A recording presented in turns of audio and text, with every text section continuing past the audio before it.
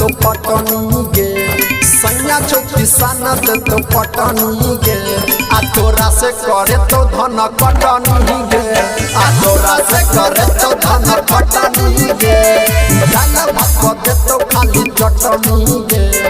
दाल भात दे तो खाली चटनी गे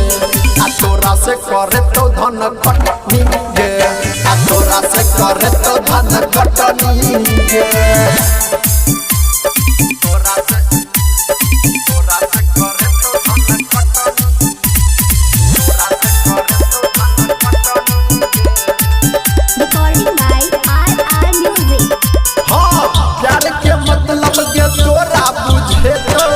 जब तोरा से के धान कटे तो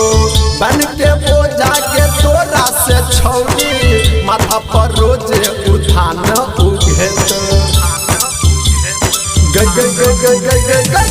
यार के मतलब के तोरा बुझे तो जब तोरा से के धान कटे तो बन के बोझा के तोरा से छौरी माथा पर रोजे उठान उगे तो तोरा खटनी गे कर पर तो बेसी तोरा खटनी गे आ तोरा से करे तो धन कटनी गे आ तोरा से करे तो धन कटनी गे दाल भात दे तो खाली चटनी गे आ तोरा से करे तो धन कटनी गे आ तोरा से करे तो धन कटनी गे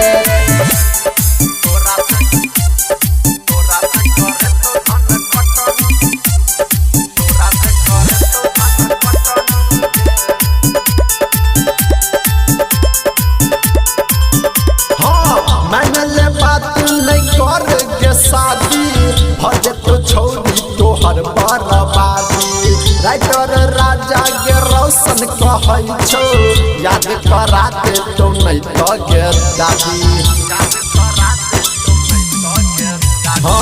मैंने ले बात नहीं कर के शादी भजे तो नहीं तो तोहर बर्बादी राइटर राजा के रोशन कहै छौ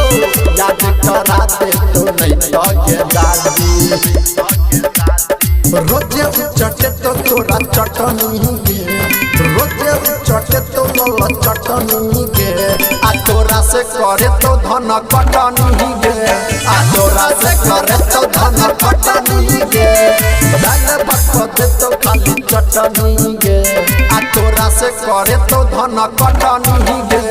आ तोरा से करे तो धन कटनी गे।